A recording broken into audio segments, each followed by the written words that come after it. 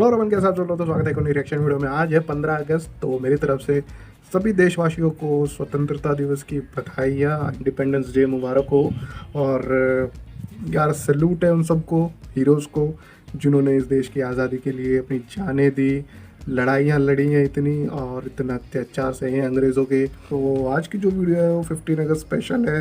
Video का जो title है वो मैं बता देता हूँ, 14-15 अगस्त 1947 की रात को क्या हुआ था। ये इंडिपेंडेंस की स्टोरी है, उसके कुछ फैक्ट्स हैं, तो देखते हैं क्या हुआ था, क्या नहीं है, क्या स्टोरी है। 3 2 1 लेट्स स्टार्ट।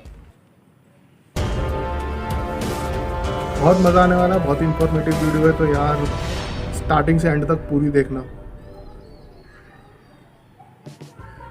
15 अगस्त, यह शब्द सुनकर सबसे पहले हमारे सामने भारत का तिरंगा आता है, क्योंकि 15 अगस्त 1947 का वो दिन भारतीय इतिहास के लिए बहुत खास दिन है। लेकिन उस समय यानी 14 अगस्त और 15 अगस्त के दिन जो हुआ था, वो कहानी ज्यादातर भारतीय लोगों को नहीं पता है, जिसने भारतीय इतिहास का नक्शा बदल दिया था।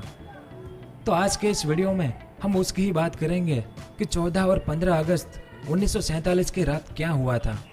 अंग्रेजों ने आज़ादी के लिए इसी दिन को क्यों चुना था, आज़ादी के दस्तावेजों पर किसने दस्तखत किए थे, महात्मा गांधी ने इस आज़ादी को क्यों स्वीकार नहीं किया था, और पाकिस्तान और भारत एक ही दिन आज़ाद होने के बावजूद पाकिस्तान 14 अगस्त को ही क्यों आज़ादी बनाता है।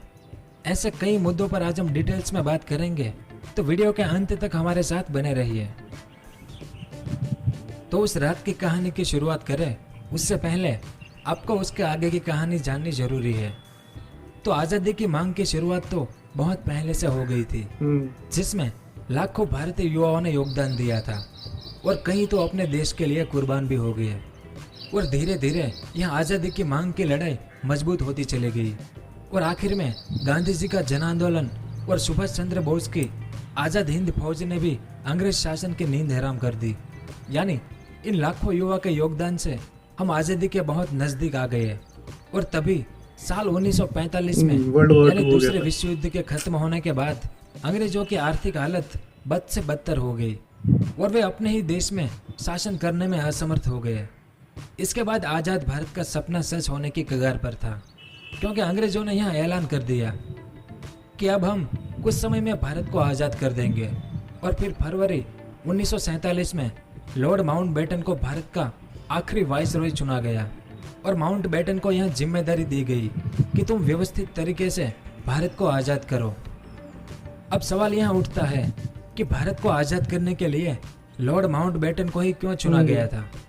तो माउंटबेटन दूसरे विश्व युद्ध में अलाइड फोर्सेस यानी मित्र देशों सेना के कमांडर थे, और यह अलाइड फोर्सेस दूसरा विश्व युद्ध जीती थी, इसलिए माउंटबेटन एक जाना माना चेहरा बन गए थे। इसी वजह से उन्हें भारत को आज़ाद करने के लिए चुना गया था। अब अंग्रेज सरकार ने यह तय कर दिया कि 3 जून 1948 को भारत को आज़ादी देनी है। लेकिन माउंटबेटन के वाइसरॉय बनने के तुरंत बाद माउंटबेटन के भारतीय नेताओं से बातचीत शुरू हो गई। अब अंग्रेज सरकार की यह नीति थी कि वे जिस देश पर भी शासन करते थे उनके टुकड़े करके उन्हें आज़ाद करते थे, ताकि वे आपस में ही लड़ते रहें और हम चैन की नींद सोए। अब उन्हें भारत के भी टुकड़े करने थे, तो उनका यह काम जिन्ना और नेहरू ने आसान कर दिया, क्योंकि जिन्ना और नेहरू के बीच बंटवारे को लेकर पहले से ही खलबली मची हुई थी। इस दौरान जिन्ना ने अलग देश बनाने की मांग रख दी थी, जिसकी वजह से भारत के कई क्षेत्रों में सांप्रदायिक हिंसा शुरू हो गई थी। और इस हिंसा की वजह से माउंटबेटन ने जो आज़ादी भारत को 1948 में मिलने वाली थी उसे 1947 में देने का ऐलान कर दिया। और माउंटबेटन ने आज़ादी के लिए साल 1947 का 15 अगस्त का दिन निर्धारित किया। तो अब सवाल यह उठता है कि माउंटबेटन ने 15 अगस्त का दिन ही क्यों तय किया। अब जैसे हम भारतीय लोग कोई भी काम करने से पहले शुभ और अशुभ को ध्यान में रखते हैं, बिल्कुल वैसे ही माउंटबेटन भी शुभ और अशुभ को मानता था। इसलिए माउंटबेटन ने 15 अगस्त को चुना, क्योंकि यह तारीख उनके लिए खास थी। क्योंकि दूसरे विश्व युद्ध के वक्त 15 अगस्त 1945 को जापान आर्मी ने अलाइड फोर्सेस के सामने आत्मसमर्पण कर दिया था, और उस समय माउंटबेटन ही अलाइड फोर्सेस के मत होना, क्योंकि यह सेना साल 1942 में बनी थी, जिसमें टोटल 26 देश शामिल थे, और इंग्लैंड उसमें से एक था। और इंग्लैंड की तरफ से माउंट बैटन कमांडर थे। इसलिए माउंट बैटन ने 15 अगस्त को चुना था। लेकिन जब 15 अगस्त तय हुई तो भारतीय मनस्विदों और ज्योतिषियों ने इसका इनकार किया कि यह दिन हमारे लिए ठीक नहीं है, क्योंकि उनके मुताबिक यह तारीख अमंगल और अपवित्र थी। इसलिए इन्होंने माउंट बैटन को दूसरी तारीखों का सुझाव दिया। लेकिन माउंट बैटन 15 अगस्त को लेकर अड़िग रहे हैं। उसने किसी की भी नहीं मानी। इसलिए भारतीय ज्योतिषियों ने एक और उपाय निकाला।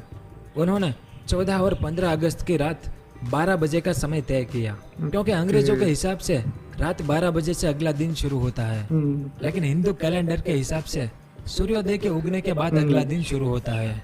तो 14 अगस्त की रात को आज़ादी देना तय हुआ।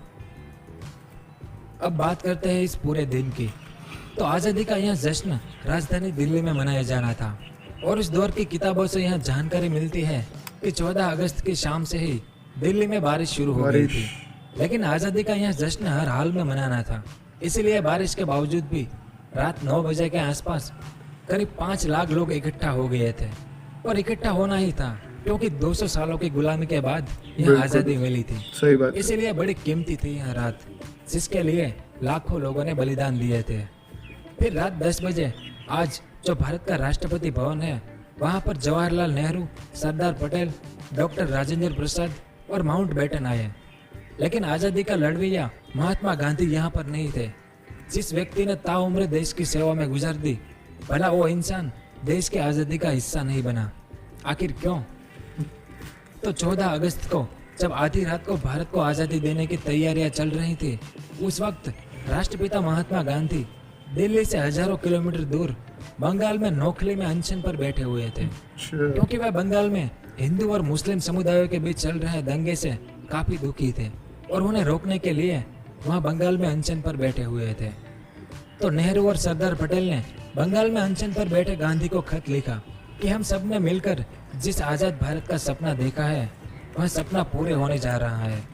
इस मौके पर आप यहाँ मौजूद रहकर हम सभी को आशीर्वाद दे तो बहुत अच्छा होगा।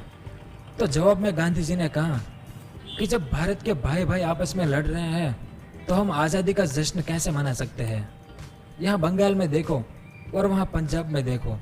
अगर ऐसी आपसी हिंसा के बाद हमें ये आज़ादी मिल रही है, तो मैं हिंदुस्तान के उन करोड़ों लोगों को ये संदेश देना चाहता हूँ कि ये जो तथाकथित आज़ादी आ रही है, ये मैं नहीं लाया। ये सत्ता के लालची लोग सत्ता के हस्तांतरण के चक्कर में फंसकर लाए हैं। तो इन कारण से गांधी जी इस जश्न में शामिल नहीं हुए थे। अब यहाँ दिल्ली में भारतीय ज्योतिषियों ने पंडित नेहरू से कहा कि आप अपनी आज़ादी की स्पीच रात 11:51 पर शुरू करें और 12 बजे तक खत्म कर दें।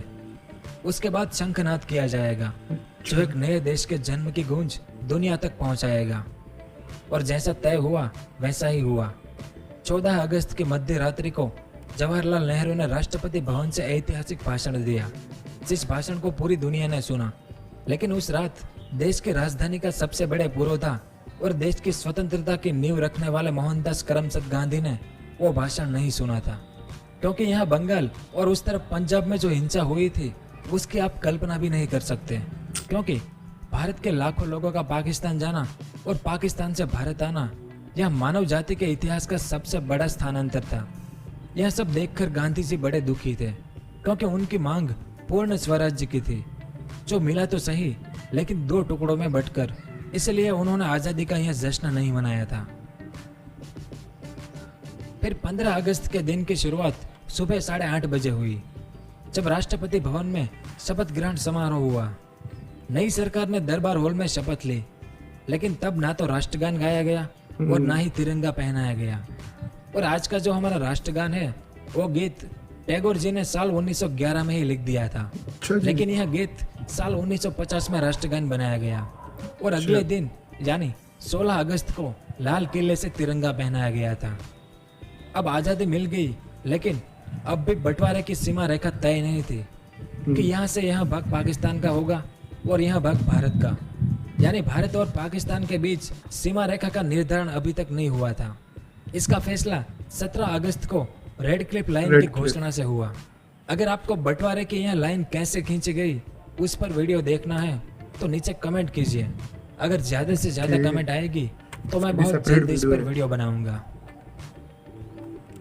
अब बात करते हैं कि आज़ादी के इस दस्तावेज पर किसने Signed दस्तखत Document of किए थे। Independence। तो यह बात आज तक कोई नहीं जानता। अच्छा। जब इस सवाल का जवाब आरटीआई के तहत सरकार से मांगा गया तो सरकार ने कहा कि भारत की आज़ादी से संबंधित कोई भी कागज उनके पास नहीं है। यानी हमें नहीं पता कि भारत को आज़ादी देने वाले कागजों पर किसने दस्तखत किए थे, ऐसा सरकार का कहना है। लेकिन हो नहीं सकता है ऐसा। अब आज़ादी 15 अगस्त को मिली तो पाकिस्तान 14 अगस्त को आज़ादी दिवस क्यों मनाता है? रेडियो पाकिस्तान हर साल जिन्ना की आवाज़ में पहले बधाई संदेश सुनाता है, जिसमें वो कहता है कि 15 अगस्त की आज़ादी की सुबह पूरे राष्ट्र को मुबारक हो। ढेर सारी खुशियों के साथ में आपको बधाइयाँ देता हूँ। 15 अगस्त स्वतंत्र और संप्रभु राष्ट्र पाकिस्तान का जन्मदिन है। और इसके बाद साल 1948 में पाकिस्तान ने जो पहला डाक टिकट जारी किया उसमें भी आज़ादी की तारीख 15 अगस्त 1947 ही दर्ज है। और पाकिस्तान बनने के बाद 2 स्वतंत्र दिवस 15 अगस्त को ही मनाए 2 गए साल थे। तक 15 लेकिन अगस्त जिन्ना को के भी जाने के celebrate बाद किया। किसी ने पाकिस्तान का समय पूरे 24 घंटे पीछे कर दिया। तब से आज तक पाकिस्तान अपना स्वतंत्रता दिवस 14 अगस्त को ही मनाता है। और 15 अगस्त के दिन भारत के साथ साथ दक्षिण कोरिया जापान से साल 1945 में आज़ाद हुआ था। अच्छा। बहरीन जो साल 1971 में अंग्रेजों से, और कांगो जो साल 1960 में फ्रांस से आज़ाद हुए थे। अच्छा। यानी भारत और पाकिस्तान एक ही दिन आज़ाद हुए थे। लेकिन इससे क्या फर्क पड़ता है कि हम कौन से दिन आज़ाद हुए? अहम बात तो ये है कि आज़ादी के बाद अब तक हमने क्या हासिल किया है। क्या लगता है आपको? कमेंट करके ज़रूर बताएं। जय हिंद, धन्यवाद। ओके, वीडियो ख़त्म हो गई यार। बहुत ही अच्छी इन्फॉर्मेशन वीडियो दी है कि 14 और 15 अगस्त की रात को क्या हुआ था, पार्टीशन कैसे हुआ, इंडिपेंडेंस कैसे मिली, डॉक्यूमेंट्स भी किसने साइन किए वो अभी तक गवर्नमेंट ने मना कर दिया है बताने से। कह रहे हैं कि हमारे पास नहीं है डॉक्यूमेंट, बट जहाँ तक मुझे लग रहा है यार ऐसा हो नहीं सकता।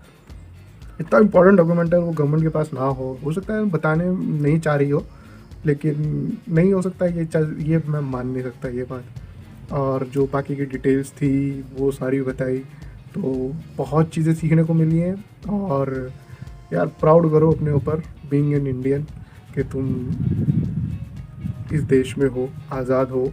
और सबसे इम्पोर्टेंट बात जो लास्ट में गई है कि ये फ़र्क नहीं पड़ता कि कौन से दिन आज़ादी मिली है, 14 या 15 को। फ़र्क ये पड़ता है कि सबसे इम्पोर्टेंट ये है कि आज तक, तब से लेके आज तक हमने क्या अचीव किया है। तो नो डाउट हमने बहुत कुछ अचीव किया है, बहुत कुछ फेस किया है और बहुत कुछ अचीव किया है। और आगे अभी बहुत कुछ अचीव करना बाकी है फॉर श्योर। ये बात मैं कह रहा हूँ क्योंकि अब हम लोग नहीं रुकने वाले हैं। हम लोग अब अनस्टॉपेबल फोर्स बन चुके हैं इस प्लैनेट पे। और किसी भी फील्ड में ले लो, हम लोग छा रहे हैं, हम लोग सामने आ रहे हैं, हम लोग अपना टैलेंट दिखा रहे हैं, अपना हुनर दिखा रहे हैं, काबिलियत मनवा रहे हैं दूसरों से। मजबूर हो रहे हैं वो लोग ये मानने में कि हाँ भाई इनमें दम है और ये काम करके देंगे। तो प्राउड करते हैं। जय हिंद है सबको, जो जितने भी हमारे फ्रीडम फाइटर्स थे सबको सल्यूट है। और एक फैक्ट मैं बता दूं जाते जाते, सुभाष चंद्र बोस, उनके फ़ौज का नाम था हिंद फ़ौज, आज़ाद हिंद फ़ौज। और मेरे फादर है, उनका नाम है सुभाष चंद और वो डिफेंस में है। तो कोइंसिडेंस देख सकते हो कितना, नाम का भी और प्रोफेशन का भी कोइंसिडेंस है। तो एक वो चीज़ वो भी प्राउड वाली है यार, मैं उसमें घमंड करता हूँ। इस बात पे मैं घमंड करता हूँ, कैमरे पे सामने बोल रहा हूँ मैं, इस बात पे मैं घमंड करता हूँ। तो वीडियो यही ख़त्म करते हैं। और आपके क्या थॉट्स हैं 15 अगस्त पे कमेंट सेक्शन में ज़रूर बताना। और चैनल पे अगर पहली बार आए हो चैनल ज़रूर सब्सक्राइब कर लेना। सोशल मीडिया पर फॉलो नहीं किया है, यहाँ पर हैंडल्स चल रहे हैं, जाकर चेकआउट कर सकते हो। मिलते हैं अगले रिएक्शन वीडियो में, अपना ध्यान रखें, tata bye bye. I feel like I'm losing my mind. Is everybody in the world blind? Please, Lord, give me a sign.